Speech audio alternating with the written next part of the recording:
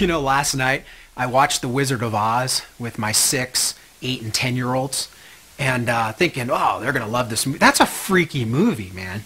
I mean, when you really watch that movie with your kids, that is a freaky movie. And the first time that I've ever watched this movie where I saw all the underlying symbols. And what I mean by that is you've got these characters, Dorothy and these other characters that are looking for things in life that get on this yellow brick road, right, this narrow path, with all this stuff whacking them along the way, to ultimately get to this emerald city on a hill with a gatekeeper into seeing the great Oz. And then Oz turns out to be a fake. He's a phony.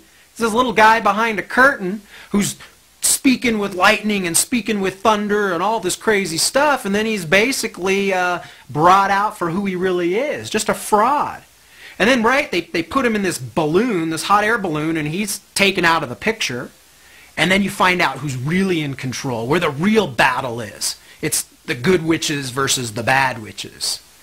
And I watched this thing, and all of this religious symbolism, this religious metaphor, which is ultimately saying, in a nutshell, God isn't something to be fearful of. God isn't something to be revered and respected. God is the little guy behind the curtain. And this whole notion of we all have to stay on the yellow brick road, the narrow path to the Emerald City, is a bunch of fraud. It's a bunch of malarkey. Ultimately, the whole battle is in this, and this is really freaky. The whole battle is between the good witches and the bad witches. I mean, what kind of message is this saying? And so I really saw this as a metaphor for, wow, we have really lost the fear of God as the beginning of understanding in our culture.